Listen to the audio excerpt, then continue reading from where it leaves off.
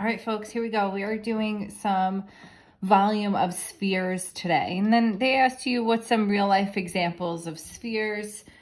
We have a globe, maybe a ball, right? You have a soccer ball, basketball, kickball.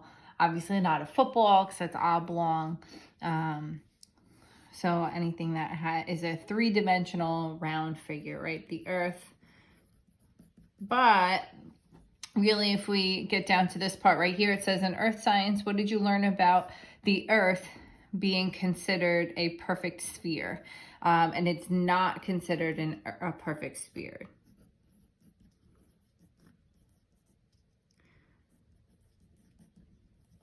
And the reason why is because it's called something, an oblate sphere.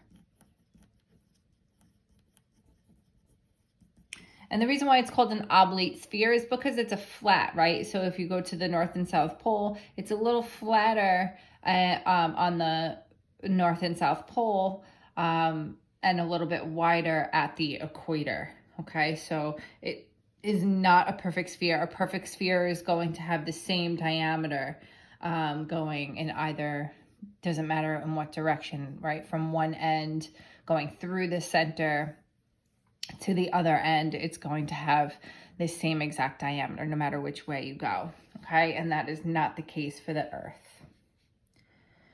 So here it says find the volume of a sphere with a diameter of 12 to the nearest 10th, okay? So there's a couple things that you need to know how to do. You need to first know how to take this diameter and turn it into a radius. So if the diameter is 12, that means that our radius is 6, right? All I did was I took my diameter and divided it by 2, right? This was 12 divided by 2 equals 6. And so that's how I got the 6 right there. Now, the formula does not ever have to be memorized, okay? This is something that will always be given to you, okay? So here in this case, we're looking for the volume. I want you to realize that we're raising it to the third power, okay? So when we do, for example, perimeter is going to be a single dimension all the way around. Once I do, right, because I'm just measuring all the way around the outside, let's say a fence or something. If I were doing area, right, if I'm covering my floor with a rug, that is 2 dimensions, right? I need the length and the width. The length and the width, that's 2 dimensions. And then when we do volume, it's going to be 3 dimensions, right? You have your length, your width, and your height. So it's always, volume is always going to be raised to the third power of some sort, okay? You're going to have 3 dimensions of some sort. In this case, we have a radius going in 3 different directions. So you're going to have 4/3 pi, and then in parentheses, I'm going to have 6 raised to the third power. All right, and that's really the hardest part of it. Now it's just a matter of typing that into the calculator. So I have the app. I think a lot of us are utilizing the app. I just want to make sure there's not a terrible glare. To get the fraction, I couldn't figure it out the other day, but so you hit the alpha button and then the N/D button, right? And that sets up the little fraction thing right here. Okay, so it's 4/3, so 4/3. I just hit the down button to get to the denominator. Then I'm going to hit this over button to get out of the fraction altogether. Now, you can't use 3.14 for the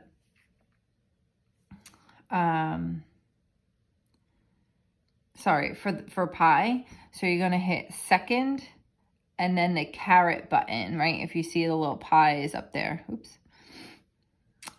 Delete. Okay, and then I'm going to multiply that by 6. I'm going to close that parentheses. I'm going to raise that up to the third power. I'm going to hit enter. I get 904.778. It asked me to round it to the nearest 10th. Okay, so I get 904.778 ... Here's the 10th, right? I see the number 10 in there has 1 0, so it's the first decimal place. This 7 tells me to round that up to the 8, so 904.8. is going to be our answer. If you wanted to label it, you have to label appropriately. It's raised to the third power, okay? So it's centimeters raised to the third power. If that's something that you're going to forget, raised to the third power, don't label it at all. Okay, I'd rather see no labeling than incorrect labeling. Okay.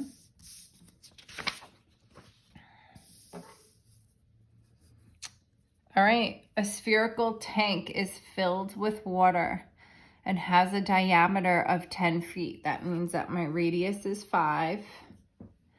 If water weighs 62.4 pounds per cubic foot, what's the total weight of the water in a full tank to the nearest pound? Okay, so it's 62.4 pounds per 1 cubic foot. Well, we have to figure out how many cubic feet are in there. Okay, so I'm going to use the volume formula first, and then I have to translate that to pounds. Okay, and I'll show you how to do that afterwards. Let's first worry about finding the volume. So I'm going to do my 4/3. I have my pi. I put in parentheses. You don't necessarily have to do that. And I have it 5 raised to the third power. All right. So I'm going to type that right into my calculator. Let me clear out whatever I already have in there. I'm going to do alpha n over d. I have 4/3. I have my pi times 5 raised to the third power. Okay, so I'll do the rounding at the end. So I'm going to do 523.5998. I'm going to do a bunch of decimal places so I save my rounding till the very, very end. Okay, now it's 62 pounds per kind of shows me it's like a little division sign. So that's pounds. This is LB is like what we do for pounds. So pounds per cubic foot, so foot cubed, right? So here's my feet cubed right here. That is the actual tank, okay? So it's, what I'm gonna end up doing is setting up a proportion. I think that's the easiest way to keep it consistent. A proportion will work every single time. So 62.4 pounds for 1 cubic foot. Well, I want to know what's going to be the total weight. That's what I'm looking for when I have this many cubic feet. Okay, so it's going to be 523.5998. Okay, and then I just solve the proportion. Okay, this will help set us up organized every single time. Sometimes it depends what they give us. We might have to divide, we might have to multiply, but a proportion will set us up nicely every single time. And then this way, when you solve your proportion, it'll kind of happen naturally when you cross multiply. So in this case, when I cross multiply, I have 1 times x is x, and I'm gonna simply get my answer. Sorry, my iPad's in the way. When I cross multiply there, okay? So 1 times x gives me x. I'm going to cross multiply here. So I'm just going to take my answer, right, that I have here. I'm going to multiply that by 62.4. Okay, and that's going to give me 32,672.563 ... I go back, round it to the nearest pound. Okay, so when I round it to the nearest pound, it's 32,673.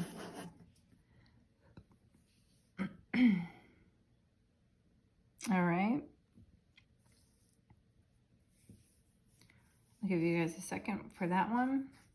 Make sure you catch up.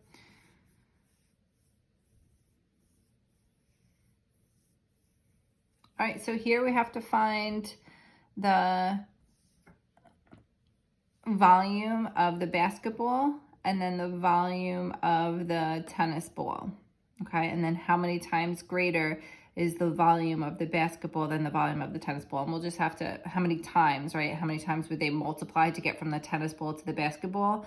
So I'd have to go backwards and divide. Okay, and we'll get to that part later. Let's just go ahead and find the volume of each of them. So I'll label one side basketball, basketball, and the other side is going to be my tennis ball.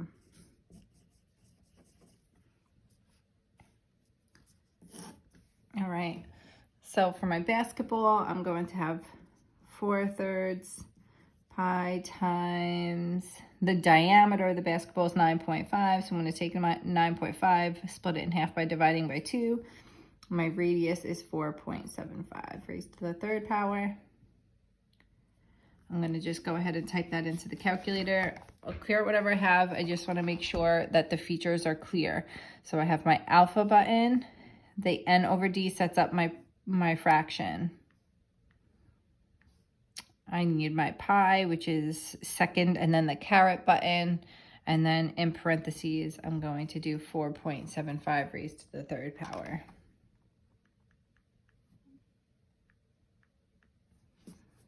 Okay, so my volume there is 448.921. Over here, I'm going to have my 4/3 pi times the diameter of the tennis ball is 2.5 inches. So 2.5 divided by 2 is going to give me my radius of 1.25. And again, raised to the third power. Just be careful out of habit, you don't raise that to the second power. I'm just going to go ahead and type that into the calculator. 4/3 times pi 1.25 raised to the third.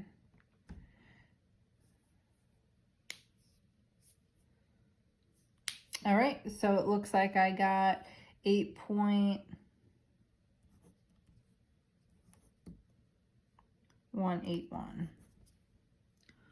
4/3 times pi. Okay, good. All right, so this is going to be cubic inches, and this is going to be cubic inches. All right, now it says how many times greater is the volume of the basketball than the volume of the tennis ball. All right, so essentially what would I have to multiply the volume of the tennis ball by? Let me use a different color pen. Sorry about that. My knee hit the holder. All right, so it's 8.181 times, we don't know, how many times would I have to multiply this volume by to equal the volume of the basketball. Okay, so now I'm just going to divide on both sides. And don't let the decimals throw you off there, okay? There's still numbers. This is like taking 8 and multiplying it by x and setting it equal to 448. Just because there's a couple of numbers behind the decimal, don't let it freak you out. It's just a matter of now typing it into the calculator.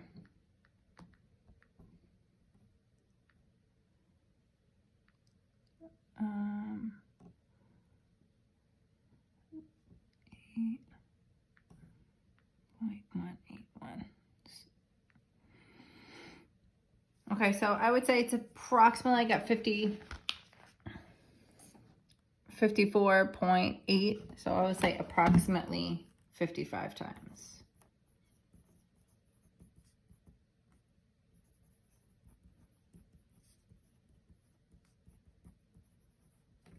Okay.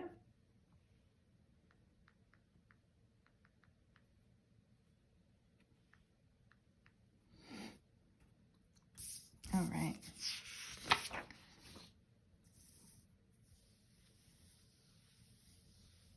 All right, so a volume of a tennis ball has a diameter of 6.7 to the nearest tenth of a cubic centimeter. What is the volume of 4 tennis balls? You're going to find the volume of 1 and multiply it by 4 at the end. Okay, that one's fairly straightforward. Example 5. It says an ice cream cone is 11 centimeters deep and 5 centimeters across. Right, so that means that they're talking about the diameter.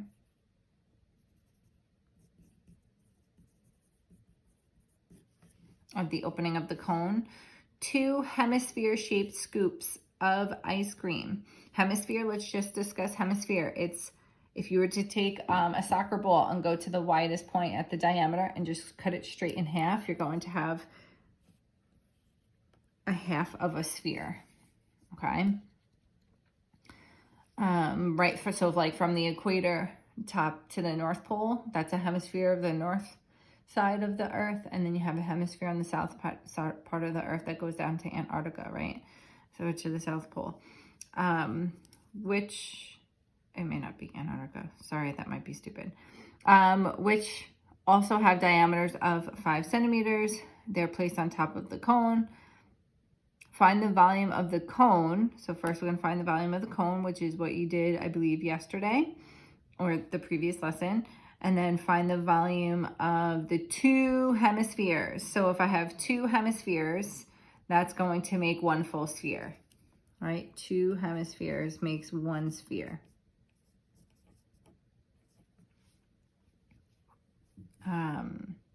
To the nearest whole number, and this is also to the nearest whole number. Okay, so I'm going to have, my volume is 1/3 pi r squared, so it's across the opening, that's my diameter, so half of that is going to be my radius, so 2.5 raised to the second, and the height of my cone is 11 centimeters. Okay, and it's just a matter of typing that into the calculator.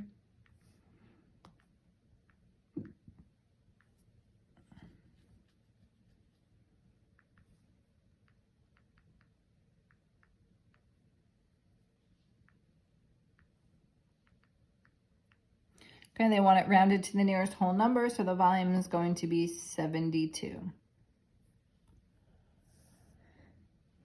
Okay, my 2 hemispheres, again, make 1 full sphere. Okay, so I'm going to do the regular sphere formula. So it's going to be 4/3 pi. Radius is, again, 2.5, and I'm raising that to the 3rd power. Again, we're just going to type that right into the calculator.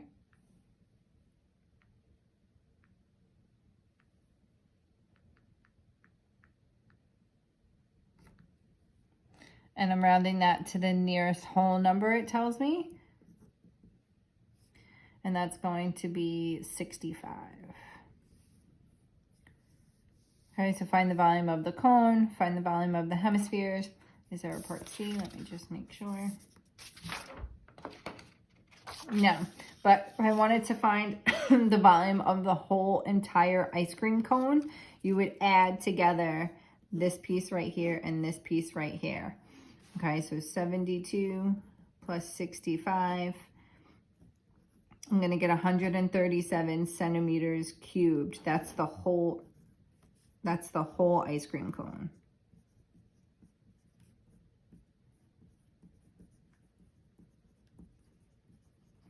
Okay, so the last page is your homework.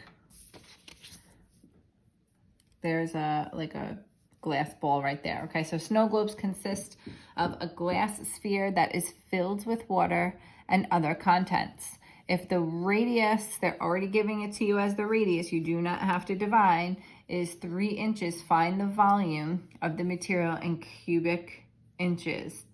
They want you to also round it to the nearest tenth. Okay, so this one's pretty straightforward. You're going to fill it into the volume formula. The radius they gave you straight, they didn't give you the diameter, they gave you the actual radius. So you just put that right into here and type it into the calculator. Show us what you're filling into the calculator. We want to see V equals and everything filled in, right? Just like we did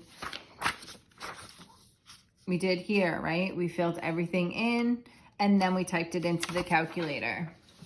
Exactly like we did the moment a little bit before, right? Show me what you filled in for the radius, type it into the calculator, and then round. This is what I'm expecting to see for your homework. So I want to see what you filled in. I want to see the answer before you round, and then the rounded answer. There should be 3 lines for your homework. It should take you maybe 4 or 5 minutes tops. Upload a picture to Canvas and get it into us, guys. All right. I hope you're doing well. Have a wonderful day, and we will talk to you soon.